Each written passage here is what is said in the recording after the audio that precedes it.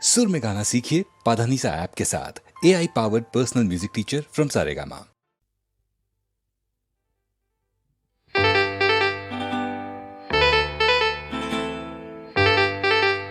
Hey, parra parra pa pa pa parra parra pa pa pa parra parra pa pa pa pa pa pa pa pa pa parra parra pa pa pa parra parra pa pa pa parra parra pa pa pa pa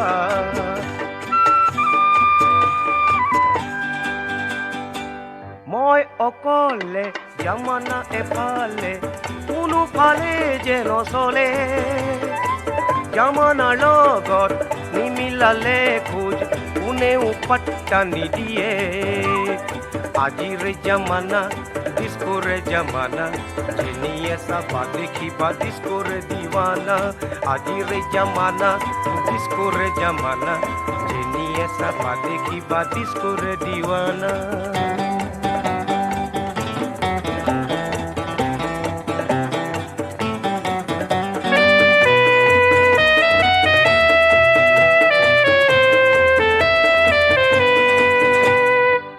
জালৰে এই যুগ কৃত্ৰিমতাৰ এই যুগ নিজস্বত্ব হেৰুৱাৰ এই যুগ সংসাৰত যিমানে জটিলতা বাঢ়িছে লাখ বিলাসিতা জানো কমিছে পেটৰ ভোকত থাকিলেও ফেশ্বন হলে লাগিবই নহলে জীৱন আমাৰ যাই যেন বিফলে পাৰ্ৰা পাৰ্ৰা পাপা আজিৰ জামানা ডিস্কোৰে জামানা যেনিয়ে চাবা দেখিবা ডিস্কোৰে দিৱানা আজিৰ জামানা ডিস্কোৰে জামানা যেনিয়ে চাবা দেখিবা ডিস্কোৰে দিৱানা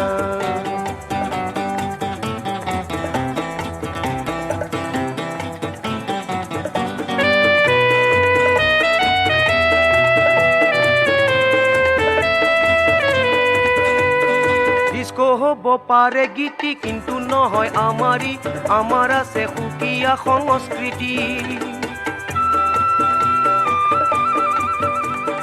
কোনোবা গায়িকাই ডিস্কোক মাৰি পিটি লণ্ডনত গৈ হিন্দীত গালেই বুলি বহুতক দেখিছো সুনাম আৰ্জিবলৈ অসমীয়া গীতক গাইছে ডিস্কো কৰি পাৰ্ৰা পাৰ্ৰা পাপা আজিৰ জামানা ডিস্কোৰে জামানা যেনিয়ে চাবা দেখিবা ডিস্কোৰে দিৱানা আজিৰ জামানা ডিস্কোৰে জামানা যেনিয়ে চাবা দেখিবা ডিস্কোৰে দিৱানা আজিৰ জামানা ডিস্কোৰে জামানা যেনিয়ে চাবা দেখিবা ডিস্কোৰে দিৱানা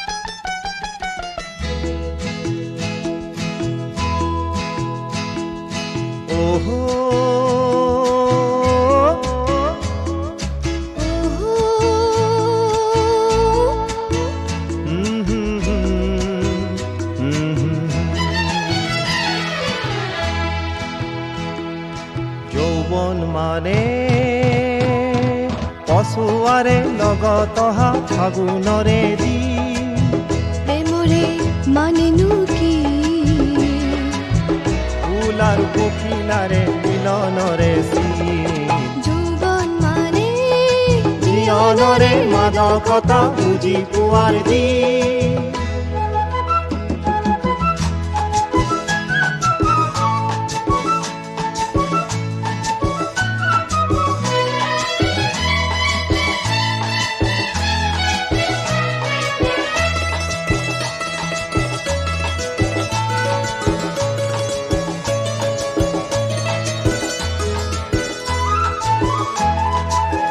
ভৰিছে দেহ মোৰ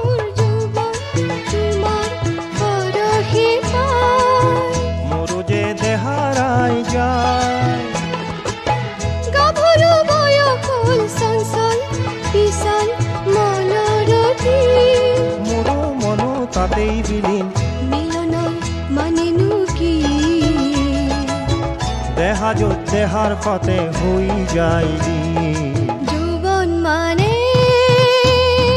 জীৱনৰে মাদকতা বুজি পোৱাৰ দিন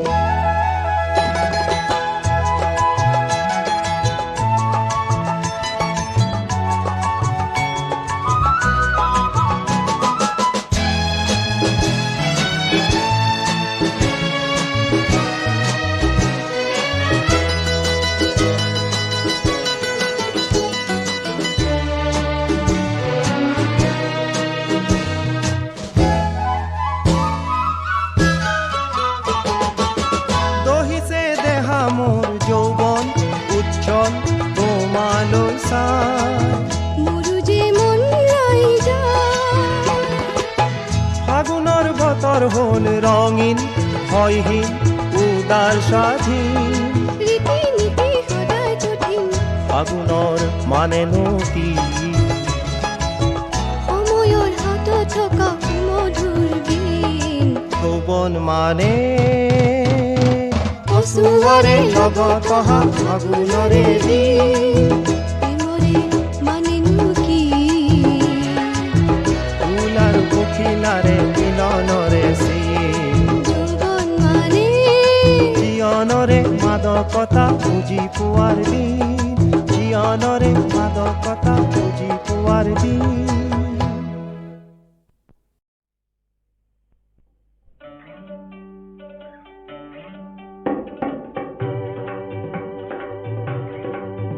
ও চোৱা চোৱা অংগী ভংগী আজিৰ যুগৰ ফেশ্বনৰে ৰংহে যিহেতু পুৰুষ তিৰোতাৰ নাই কোনো চিন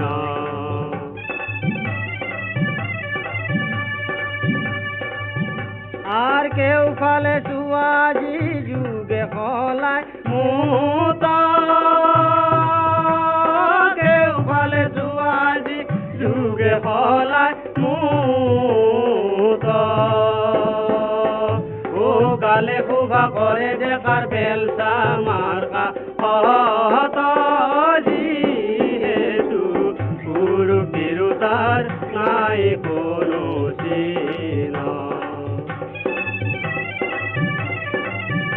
আর গাভরুর কুভা করে অর্ধঙ্গত চুলা গাভরুর কুভা করে অর্ধঙ্গত চুলা ও হারিছে লোহার পিন্ধে নাহি কেমে হেলা যিহেতু পুরুষ তিৰোতাৰ নাই কোনো চিন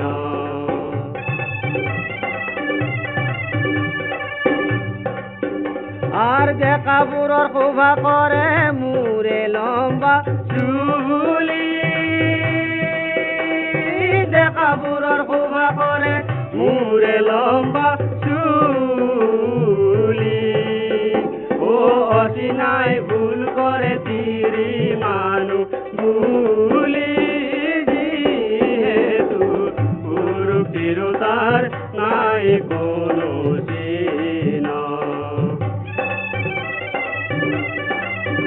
আৰ খৰ্ব গাঁৱে শোভা কৰে পকৰা শিখৰা লেখ খৰ্ব গাঁৱে শোভা করে পকরা শিখরা লেখ ও কত যে কিমান পকে নাই তারে লেখ যিহেতু পুরুষ তিৰোতাৰ নাই কোনো চিন ও চোৱা চোৱা অংগী ভংগী আজিৰ যুগৰ ফেশ্বনৰে ৰংহে যিহেতু পুৰুষ তিৰোতাৰ নাই কোনো চিন নাই কোনো চিন ও নাই কোনো চিন ও নাই কোনো চিন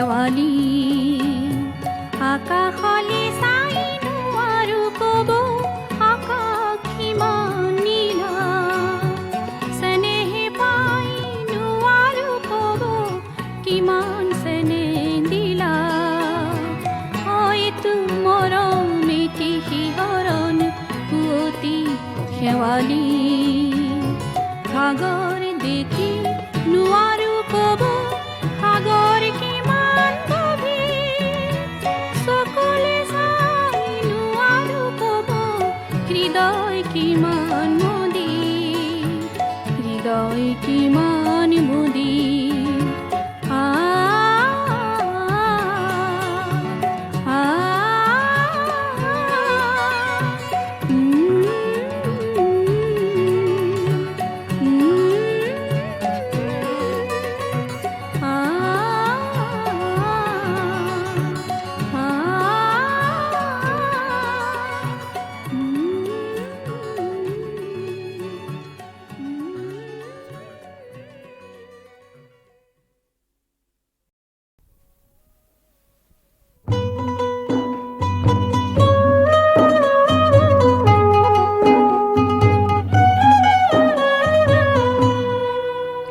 মোক এনে এখন সৰগ দিয়া যি ধৰাত জিলিকি পৰে এনে এটি পৰিৱেশ দিয়া হিয়া য'ত হাত পৰে এনে এখন সৰগ দিয়া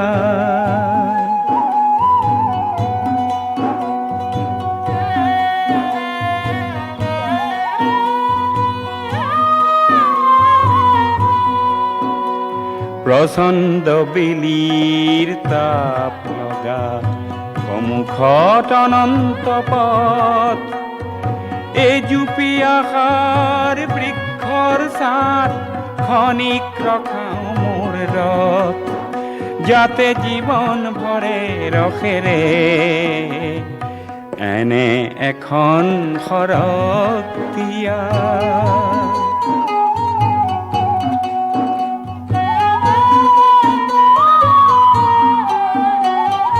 বেদুইন জীয়নৰ মৰু প্ৰান্তত কণ্ঠ আজি তৃষ্ণাৰ্ত শ্যামলী বন নীলা সৰসীৰ শ্যামলী বন নীলা সৰসীৰ পাইছো বুজি যেন অৰ্থ আজি কিয় অশ্ৰু সৰে মোক এনে এখন ওয়েসিস দিয়া মোক এনে এখন ওয়েসিস দিয়া যি দগ্ধ পৰাণ জোৰ কৰে এনেটি পৰিৱেশ দিয়া হিয়া য'ত হাত পৰে এনে এখন সৰগ দিয়া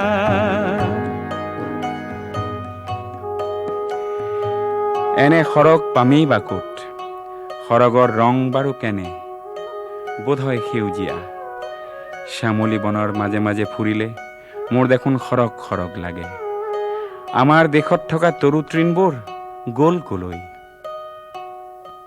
তৰু তৃণ দূৰৈ হৈ নেযাবা যতন দিম মাটি দিম কাষতে গজিবা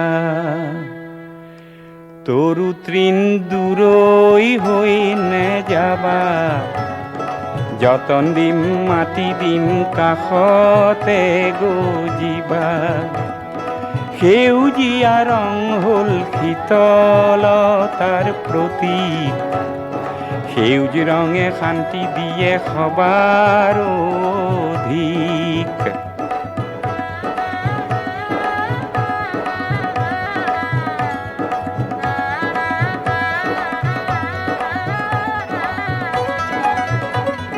সেউজ পৰিৱেশত আজি গীত গোৱাৰ মন তৰু তৃণৰ গুণাৱলী শুনা সৰ্বজন তৰু তৃণৰ গুণাৱলী শুনা সৰ্বজন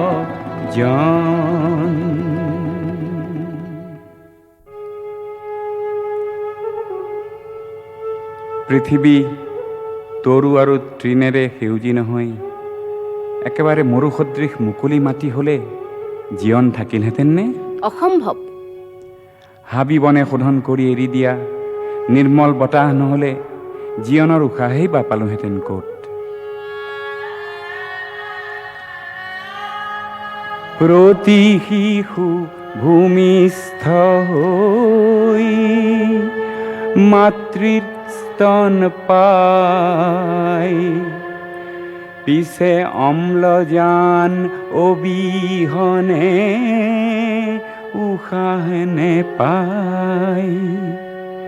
সেই অম্লজান বন ৰাজিৰে দান, ইহাকে জানিয়া বনক কৰিবা সন্মান।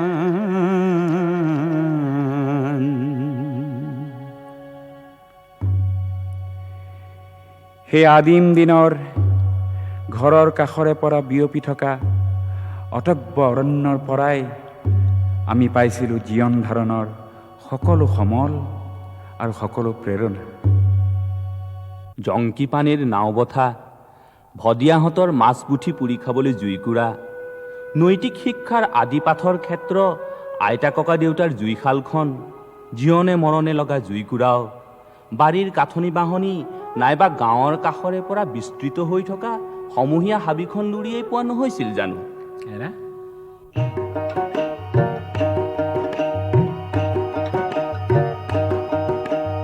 আহ ও আইহঁত, আহ ও বোপাইহঁত, আহ ও আইহঁত, আহ ও বোপাইহঁত, খৰি লুৰিবলৈ যাওঁ। এই ভীমেও লুৰিছিলে খৰি, ভীমেও লুৰিছিলে খৰি, পাৰ্বতীৰ ঘৰতে গৰখীয়া হওঁতে খাইছিল বৰ জামুকাৰি, কি ৰাম ৰাম খাইছিল বৰ জামুকাৰি। গঞা ৰাইজৰ জীৱন সম্বল কাঠ, বাঁহ, বেত, ইকৰা, খেৰ, টকৌপাত, বিহংগমৰ সুৰীয়া কুকিল কাকলি, অহৰ্নিশে অবিৰতভাৱে দি অহা বন্যপ্ৰাণীৰ অলেখ অকৃত্ৰিম সেৱা, নৈ নিজৰাৰ ফটিকধাৰ, হাবি বননিৰ ফলমূল, বনভূমিৰে অৱদান। অতীজৰ প্ৰাণ প্ৰাচুৰ্যৰে ভৰা সেউজী বনত আমাৰ তাহানিৰ ঋষিমুনিসকলে আশ্ৰম পাতিছিলে, য'ত মহাপৰাক্ৰমী ৰজা দুষ্যন্তৰো ধনুকাৰ অচল হৈছিল। আমে কঁঠালে আমলখি অমৰাই লগাইছিল বতৰৰ মাতৈ, গোবিন্দাই ৰাম। ৰামচন্দ্ৰ গোসাঁয়ে বনবাস খাটিলে ফল মূলেই হৈছিল ভাতৈ, গোবিন্দাই ৰাম।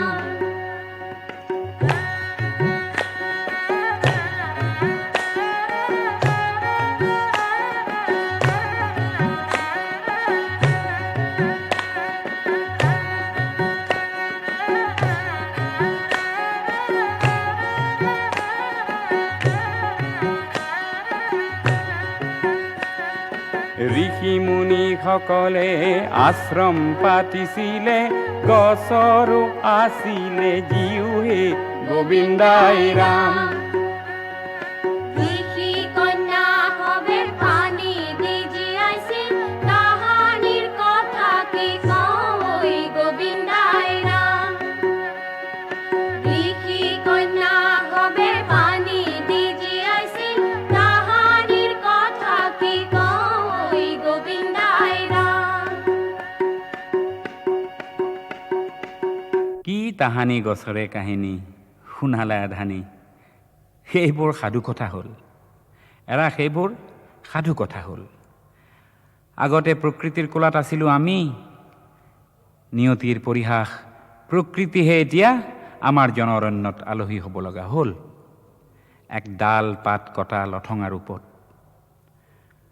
আমাৰ দেশত জনসংখ্যা বৰ বেছিকৈ বাঢ়িল।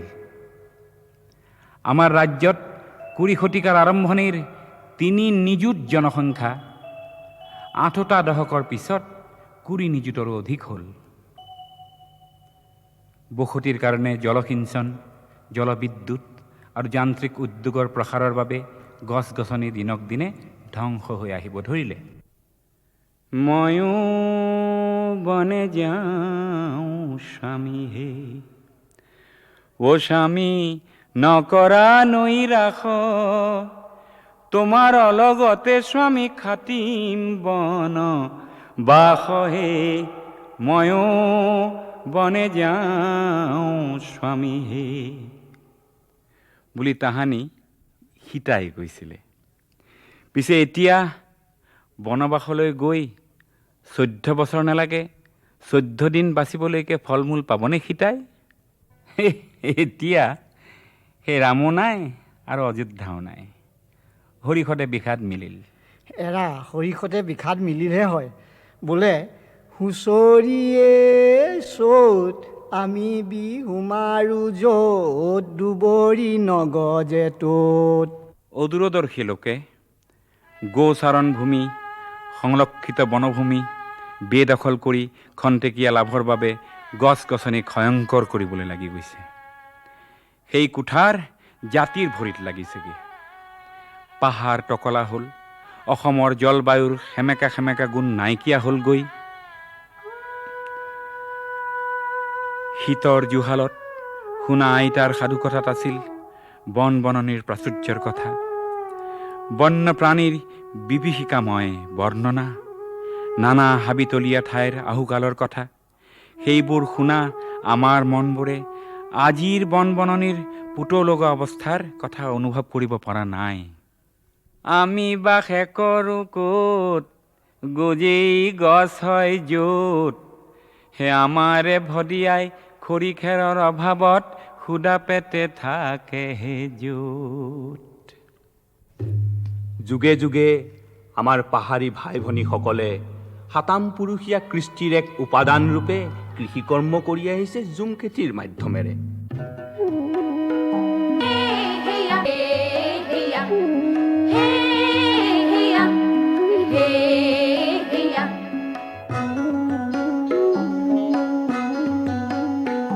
মই অসমৰে পাহাৰী, আমি বন কাটি পুৰি উলিয়াও মাটি চোৰদে বৰষুণে খাটি খাটি। হেয়া হেয়া হেয়া হেয়া,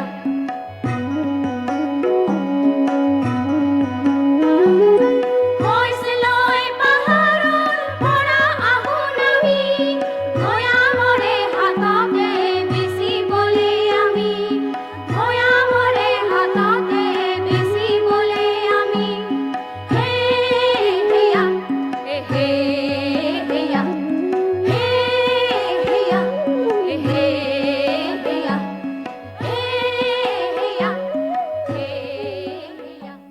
পিছে আমাৰ পাহাৰী জনজাতিসকলৰো জনসংখ্যা বাঢ়ি অহা নাই জানো? ফলত একেটা পাহাৰতে সঘনাই জুম কাটিব লগা হৈছে, পাহাৰ ঘনাই টকলা হৈছে, বৰষুণে মাটি উটুৱাই নিছে, পাহাৰ খহিবলৈ ধৰিছে, পাহাৰৰ নিজৰা শুকাই গৈছে। পাহাৰ খলপীয়াকৈ কাটি শইচ ৰোৱাৰ খৰচো গৈছে বাঢ়ি। জনজাতীয় ভাই ভনীৰ আৰ্থিক অৱস্থাও গ'ল বেয়াৰ ফালে। সেয়ে ভাবোঁ পাহাৰী ভাই ভনীসকলে বিজ্ঞানসন্মতভাৱে কৃষিৰ লগত গছ গছনিৰ তৰপীয়া খেতি কৰক। বেছি থিয় পাহাৰত অকল অৰ্থ কৰি শস্যৰ খেতি কৰক, তেতিয়াহে চাগে ধ্বংসমুখী গতি ৰোধ কৰিব পৰা যাব। আৰু এই গৰা খহনীয়া আৰু এঢলীয়া মাটিৰ তৰপ খহি আহিল, দেখিলেই নহয়, নৈ জান জুৰি তৰাং হ'ল। খৰস্ৰোতা নৈ উপনৈবোৰে গতি সলনি কৰি পলসুৱা খেতি মাটিৰ ওপৰেদি শিল বালি পেলাই অনাই বনাই ঘূৰি ফুৰিবলৈ ল'লে। কেতিয়াবা বতৰ প্ৰচণ্ড খৰাং হ'ল, নতুবা সময়ে অসময়ে বতৰে অবতৰে আচম্বিত বানপানী হৈ ৰাইজক জুৰুলা কৰাটো এটা নিয়মত পৰিণত হ'ল।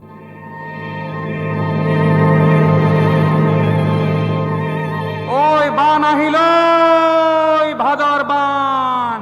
ধান উটাই নিলে, ঘৰৰ চালু উটাই নিলে, গৰু ম'হ উটাই নিয়া বানে। নাই ত্ৰাণ, নাই ত্ৰাণ, নাই নাই ত্ৰাণ। আহাৰতো বান, ভাদতো আহে বান, কিয় হয় বাৰে বাৰে বান?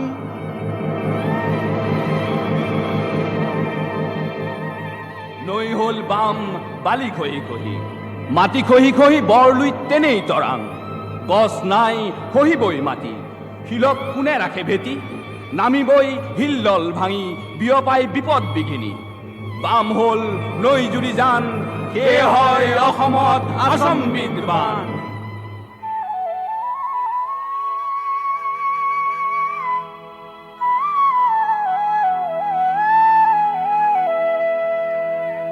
ভরা বারিখার বানে উটাই নিলে গাঁও, বালিতে বাগরি কান্দে দুখিয়ারে সাও। ভরা বাড়ি খাতে, ভরা বাড়ি খাতে।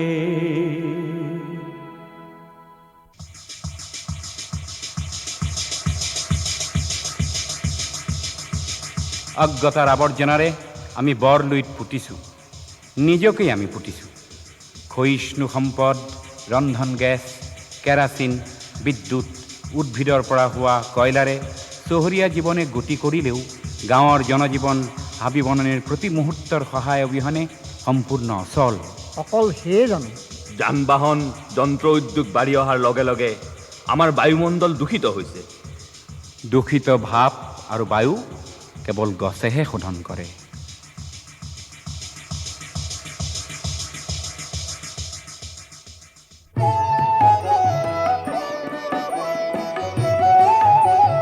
ও বৃক্ষ কি মলুহে, গগনে মেলে ডাল। বৃক্ষ হইয়া দূষিত বায়ু রোধে সর্বকাল। বৃক্ষ কি মলুহে।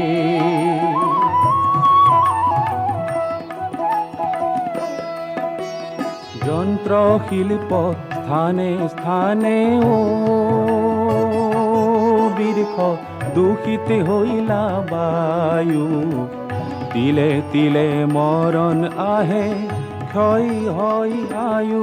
বৃক্ষ কি মলুহে।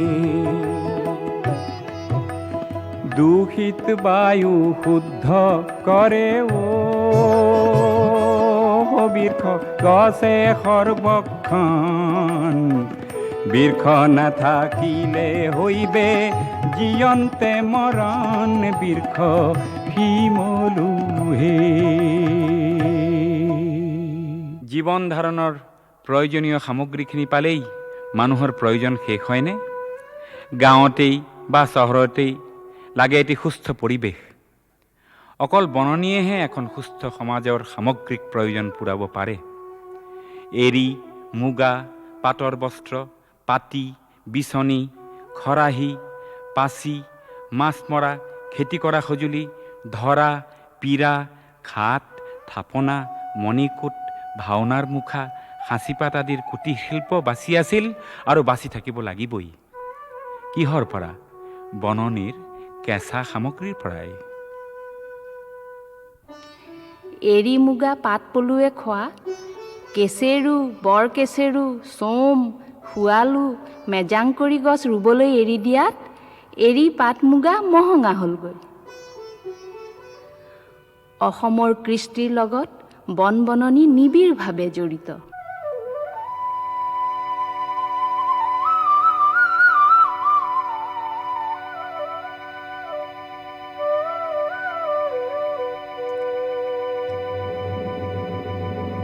কুলিয়ে নেমাতিলে বহাগ বিহু নাহে।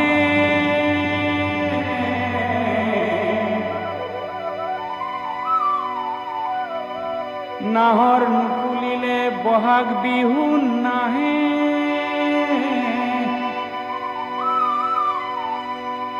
কপৌ নুকুলিলে বহাগ বিহু নাহে।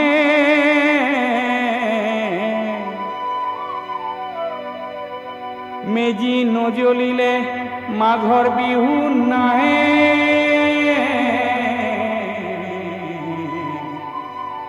বনৰ লগত জীৱন জোৰা পতা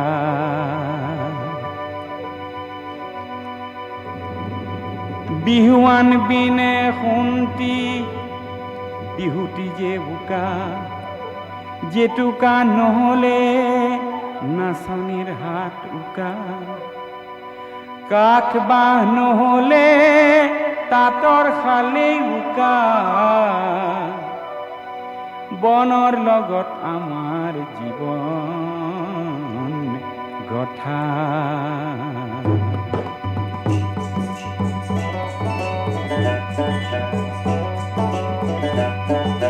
বাঁহীটি সাজিম কিহেৰে বাঁহেৰে হে বাঁহীটি সাজিম কিহেৰে বাঁহেৰে হে পাতি নবম কিহেৰে পাতি দৈৰে হে পাতি নবম কিহেৰে পাতি দৈৰে বিহু নচুৱাম কিহেৰে ঢোলেৰে বিহু নচুৱাম কিহেৰে ঢোলেৰে আমাৰ হাঁহি বনৰ কাঠত অঁকা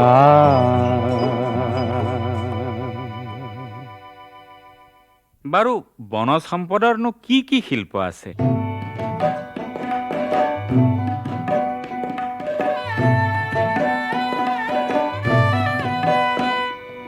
বৰপেটাৰ হাতী দাঁতৰ কাৰু শিল্প মই নাজান নামনি অসমৰ খয়াৰ শিল্প মই নাজান বেত পাতি দৈ কাঠ বন হে মই নাজান উজনিৰ সুগন্ধি মই নাজান অ গৰু মই নাজান পলাশ বগৰীতে মই নাজান লা খেতি মই নাজান অ পুনৰ ধৰি উঠিব থন পাহাৰী ভাইসৱে পুৰণি বিনিময় প্ৰথাৰে ভৈয়ামৰ লোকৰ সৈতে লা খেতিৰ বনিজ কৰি লাভৱান হোৱাৰ লগতে পৰ্বত ভৈয়ামৰ সম্প্ৰীতিৰ এনাজৰি কটকটীয়া কৰা নাছিল নে ককাই অঁ আকৌ ইফালে উজনিৰ হলং গছৰ বাবেই প্লাইউড শিল্পত অসম ভাৰতবৰ্ষৰ অগ্ৰণী শিমলু অমৰা কদম বৰপাতে অকল ধুবুৰীৰ জুইশলা উদ্যোগকেই জীয়াই ৰাখিছেনে তদুপৰি বিজনী উত্তৰ গুৱাহাটী ৰহা আদিৰ বহুতো জুইশলাৰ ক্ষুদ্ৰ আৰু কুটিৰ শিল্পক বনে জীয়াই ৰখা নাইনে সভ্যতাৰ বাহন কাগজ খিলানো আহিছে ক'ৰ পৰা এই বননিৰ আৰু বাৰীৰ চুকৰ বাঁহ কেইজোপাৰ পৰা নহয়নে ও মোৰ দেহাৰ ভৰসা নাই ৰে কোনদিনাৰ পাগল শৰীৰ কোনদিনা যাব চলিয়ে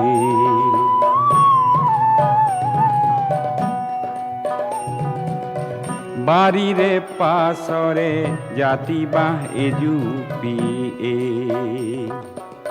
জানা যেন কল্পতৰু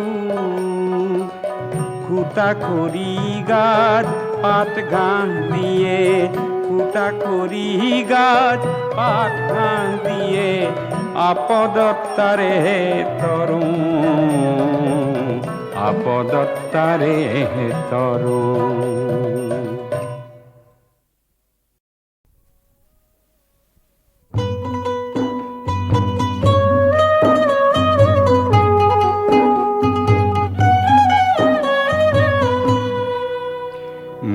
এনে এখন সৰগ দিয়া যি ধৰাত জিলিকি পৰে এনেটি পৰিৱেশ দিয়া হিয়া য'ত হাত পৰে এনে এখন সৰগ দিয়া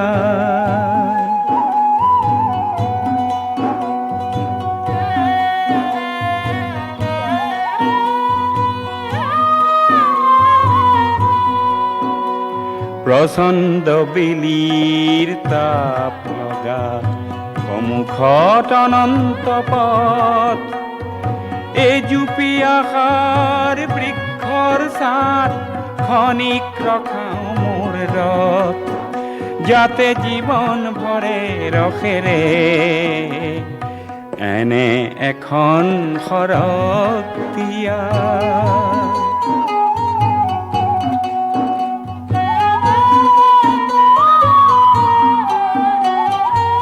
মৃদুইন জীয়নৰ মৰু প্ৰান্তত কণ্ঠ আজি তৃষ্ণাৰ্ত শ্যামলী বন নীলা সৰসীৰ শ্যামলী বন নীলা সৰসীৰ পাইছো বুজি যেন অৰ্থ আজি কিয় অশ্ৰু সৰে মোক এনে এখন ওয়েসিস দিয়া মোক এনে এখন ওয়েসিস দিয়া জিদগ্ধ পৰাণ জোৰ কৰে এনেটি পৰিৱেশ দিয়া হিয়া য'ত হাত পৰে এনে এখন সৰগ দিয়া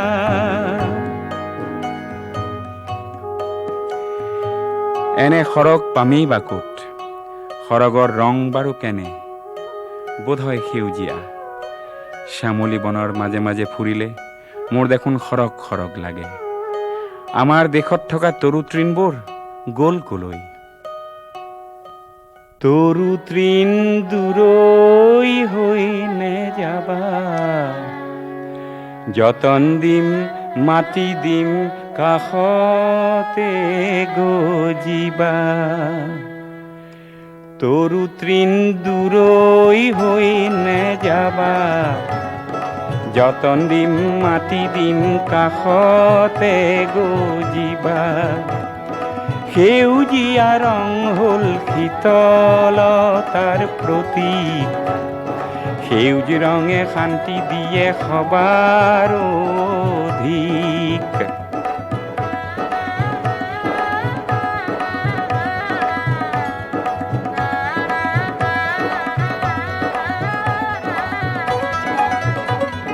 সেউজ পৰিৱেশত আজি গীত গোৱাৰ মন তৰু তৃণৰ গুণাৱলী শুনা সৰ্বজন তৰু তৃণৰ গুণাৱলী শুনা সৰ্বজন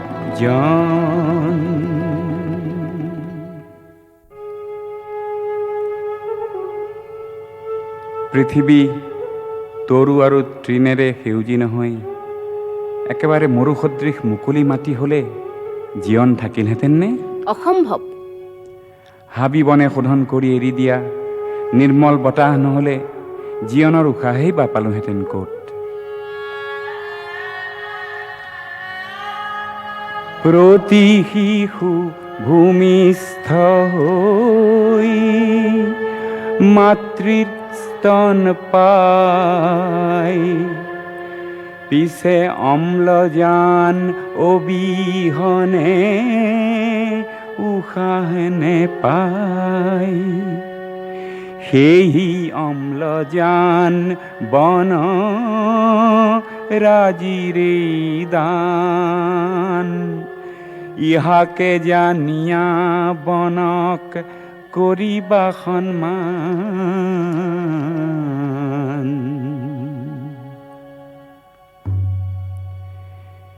সেই আদিম দিনৰ ঘৰৰ কাষৰে পৰা বিয়পি থকা অটব্য অৰণ্যৰ পৰাই আমি পাইছিলোঁ জীৱন ধাৰণৰ সকলো সমল আৰু সকলো প্ৰেৰণা জংকি পানীৰ নাও বঠা ভদিয়াহঁতৰ মাছ পুঠি পুৰি খাবলৈ জুইকুৰা নৈতিক শিক্ষাৰ আদি পাঠৰ ক্ষেত্ৰ আইতা ককা দেউতাৰ জুইশালখন জীৱনে মৰণে লগা জুইকুৰাও বাৰীৰ কাঠনি বাহনি নাইবা গাঁৱৰ কাষৰে পৰা বিস্তৃত হৈ থকা সমূহীয়া হাবিখন লুৰিয়েই পোৱা নহৈছিল জানো এৰা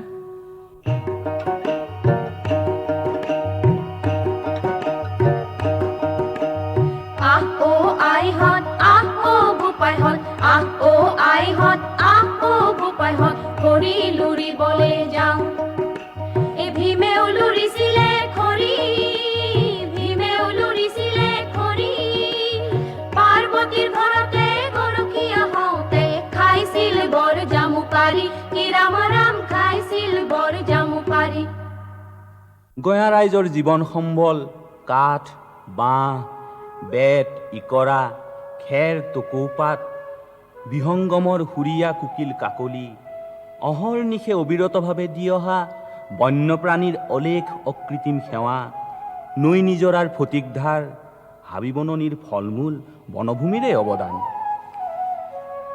অতীজৰ প্ৰাণ প্ৰাচুৰ্যৰে ভৰা সেউজী বনত আমাৰ তাহানিৰ ঋষিমুনিসকলে আশ্ৰম পাতিছিলে, য'ত মহাপৰাক্ৰমী ৰজা দুষ্যন্তৰো ধনুকাৰ অচল হৈছিল। আমে কঁঠালে আমলখি অমৰাই লগাইছিল বতৰৰ মাতৈ গোবিন্দাই ৰাম। ৰামচন্দ্ৰ গোসাঁয়ে বনবাস খাটিলে ফল মূলেই হৈছিল ভাতৈ গোবিন্দাই ৰাম।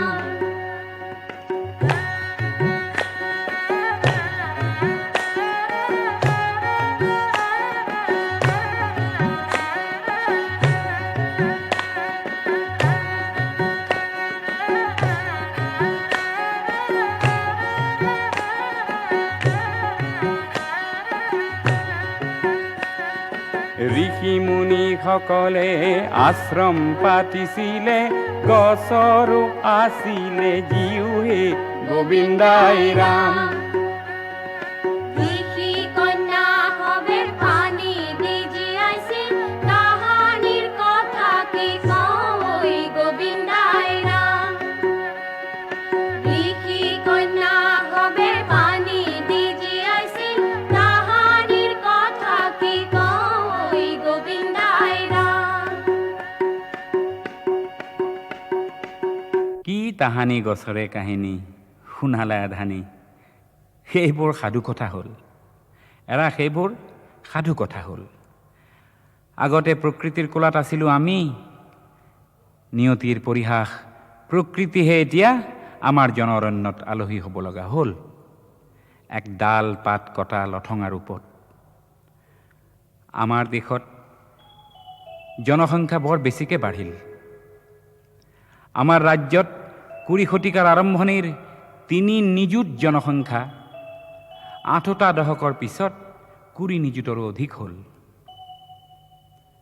বসতিৰ কাৰণে জলসিঞ্চন, জলবিদ্যুৎ আৰু যান্ত্ৰিক উদ্যোগৰ প্ৰসাৰৰ বাবে গছ গছনি দিনক দিনে ধ্বংস হৈ আহিব ধৰিলে। ময়ো বনে যাওঁ স্বামী হে, ও স্বামী নকৰা নৈ ৰাখ, তোমাৰ অলগতে স্বামী খাটিম বন বাস হে, ময়ো বনে যাওঁ স্বামী হে বুলি তাহানি সীতাই কৈছিলে। পিছে এতিয়া বনবাসলৈ গৈ 14 বছৰ নালাগে, 14 দিন বাচিবলৈকে ফল মূল পাবনে সীতাই? এতিয়া সেই ৰামো নাই আৰু অযোধ্যাও নাই, হৰিষতে বিষাদ মিলিল। এৰা হৰিষতে বিষাদ মিলিলহে হয়। বোলে হুঁচৰিয়ে চ'ত আমি বিহু মাৰো য'ত, দুবৰি নগজে ত'ত। অদূৰদৰ্শী লোকে গোচাৰণ ভূমি, সংৰক্ষিত বনভূমি বেদখল কৰি খন্তেকীয়া লাভৰ বাবে গছ গছনি ভয়ংকৰ কৰিবলৈ লাগি গৈছে। সেই কুঠাৰ জাতিৰ ভৰিত লাগিছেগৈ। পাহাৰ টকলা হ'ল, অসমৰ জলবায়ুৰ সেমেকা সেমেকা গুণ নাইকিয়া হ'লগৈ। শীতৰ জুহালত শুনা আইতাৰ সাধুকথাত আছিল বন বননিৰ প্ৰাচুৰ্যৰ কথা, বন্যপ্ৰাণীৰ বিভীষিকাময় বৰ্ণনা, নানা হাবিতলীয়া ঠাইৰ আহুকালৰ কথা। সেইবোৰ শুনা আমাৰ মনবোৰে আজিৰ বন বননিৰ পুতৌ লগা অৱস্থাৰ কথা অনুভৱ কৰিব পৰা নাই। আমি বাসে কৰোঁ ক'ত, গজেই গছ হয় য'ত, হে আমাৰে ভদিয়াই খৰি খেৰৰ অভাৱত সুদা পেটে থাকে হে য'ত। যুগে যুগে আমাৰ পাহাৰী ভাই ভনীসকলে সাতাম পুৰুষীয়া কৃষ্টিৰ এক উপাদান ৰূপে কৃষিকৰ্ম কৰি আহিছে জুম খেতিৰ মাধ্যমেৰে।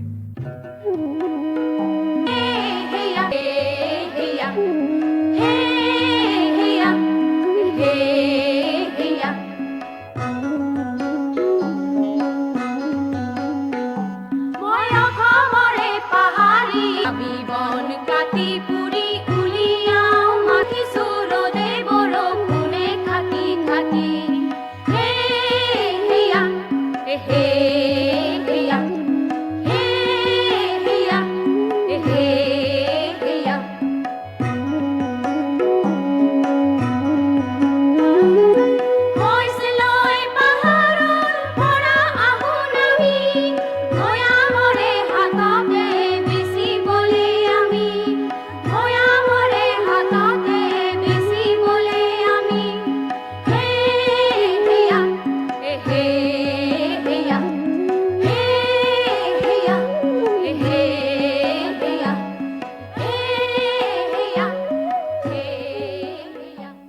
পিছে আমাৰ পাহাৰী জনজাতিসকলৰো জনসংখ্যা বাঢ়ি অহা নাই জানো?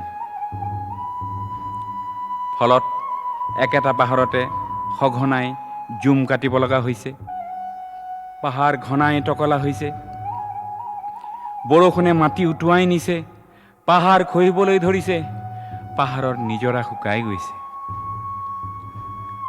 পাহাৰ খলপীয়াকৈ কাটি শইচৰোৱাৰ খৰচো গৈছে বাঢ়ি। জনজাতীয় ভাই ভনীৰ আৰ্থিক অৱস্থাও গ'ল বেয়াৰ ফালে। সেয়ে ভাবোঁ পাহাৰী ভাই ভনীসকলে বিজ্ঞানসন্মতভাৱে কৃষিৰ লগত গছ গছনিৰ তৰপীয়া খেতি কৰক। বেছি থিয় পাহাৰত অকল অৰ্থ কৰি শস্যৰ খেতি কৰক। তেতিয়াহে চাগে ধ্বংসমুখী গতি ৰোধ কৰিব পৰা যাব। আৰু এই গৰা খহনীয়া আৰু এঢলীয়া মাটিৰ তৰপ খহি আহিল, দেখিলেই নহয়। নৈ জান জুৰি তৰাং হ'ল। খৰস্ৰোতা নৈ উপনৈবোৰে গতি সলনি কৰি পলসুৱা খেতি মাটিৰ ওপৰেদি শিল বালি পেলাই অনাই বনাই ঘূৰি ফুৰিবলৈ ল'লে। কেতিয়াবা বতৰ প্ৰচণ্ড খৰাং হ'ল, নতুবা সময়ে অসময়ে বতৰে অবতৰে আচম্বিত বানপানী হৈ ৰাইজক জুৰুলা কৰাটো এটা নিয়মত পৰিণত হ'ল।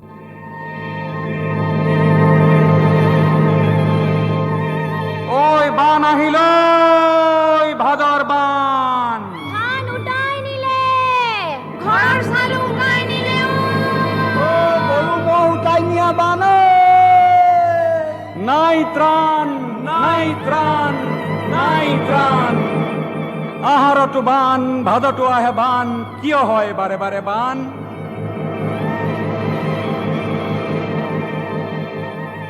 নৈ হ'ল বাম বালি খহি খহি, মাটি খহি খহি বৰলুইত তেনেই তৰাং।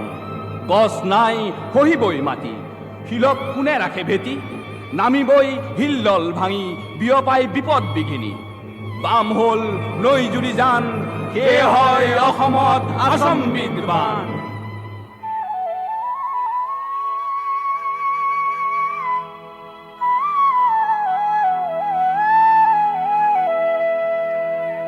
ভরা বারিখার বানে উটাই নিলে গাঁও, বালিতে বাগরি কান্দে দুখিয়ারে সাও। ভরা বাড়ি খাতে, ভরা বাড়ি খাতে।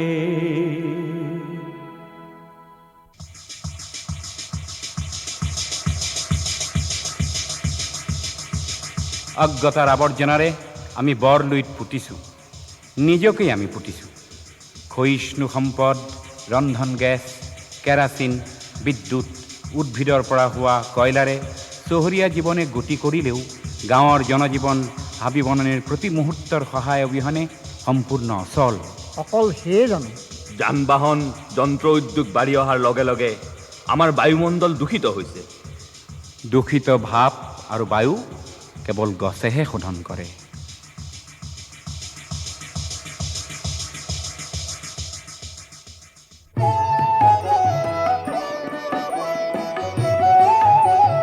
ও বৃক্ষ শিমলুহে, গগনে মেলে ডাল। বৃক্ষ হইয়া দূষিত বায়ু ৰোধে সৰ্বকাল। বৃক্ষ শিমলুহে।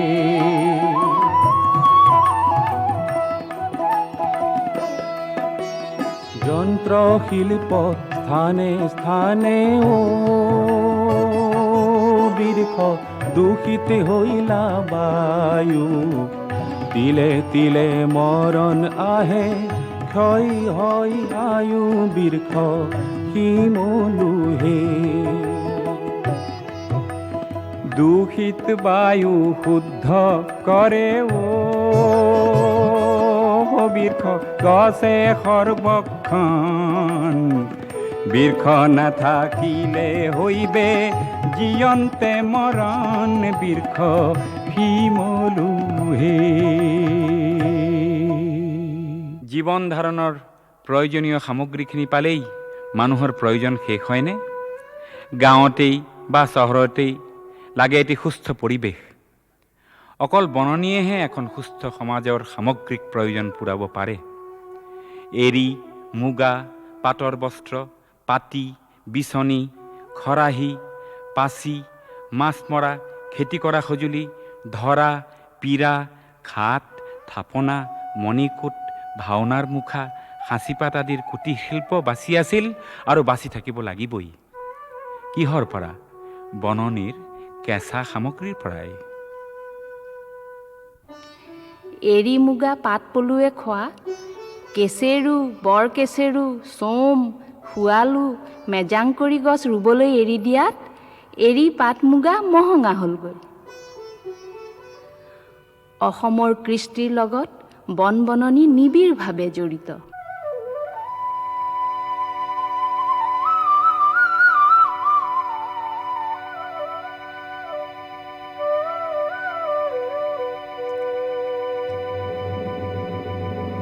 কুলিয়ে নেমাতিলে বহাগ বিহু নাহে,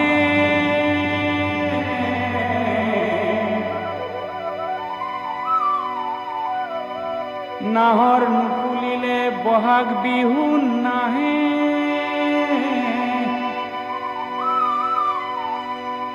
কপৌ নুকুলিলে বহাগ বিহু নাহে,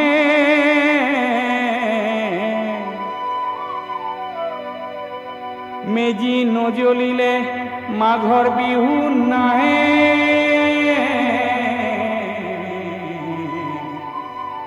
বনৰ লগত জীৱন জোৰা পতা,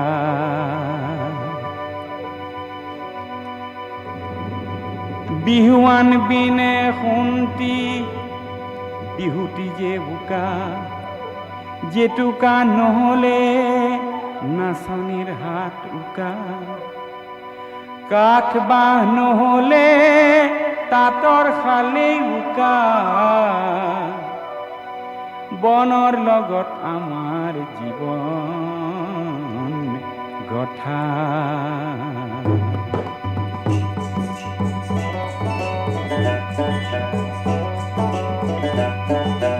বাঁহীটি সাজিম কিহেৰে, বাঁহেৰে হে বাঁহীটি সাজিম কিহেৰে, বাঁহেৰে হে পাতি নবম কিহেৰে, পাতি দৈৰে হে পাতি নবম কিহেৰে, পাতি দৈৰে। বিহু নচুৱাম কিহেৰে, ঢোলেৰে বিহু নচুৱাম কিহেৰে, ঢোলেৰে। আমাৰ হাঁহি বনৰ কাঠত অঁকা।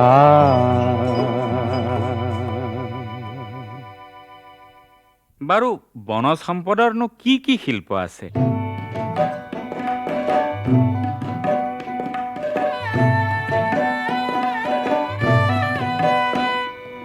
বৰপেটাৰ হাতী দাঁতৰ কাৰু শিল্প মই নাজান, নামনি অসমৰ খয়াৰ শিল্প মই নাজান, বেত পাতি দৈ কাঠ বন হে মই নাজান, মই নাজান, উজনিৰ সুগন্ধি মই নাজান, মই নাজান, অ গৰু মই নাজান, মই নাজান, মই নাজান, পলাশ বগৰীতে মই নাজান, মই নাজান, লা খেতি মই নাজান, ও পুনৰ ধৰি উঠিব থন।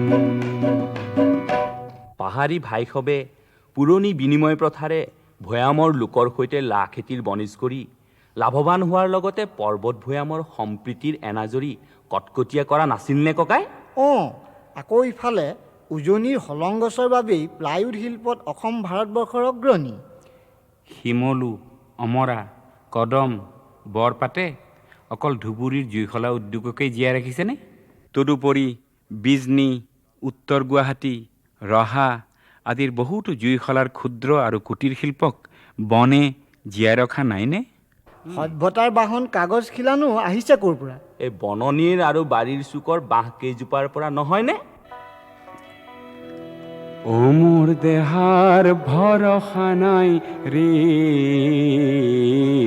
কোনদিনাৰ পাগল শৰীৰ কোনদিনা যাব চলিয়ে।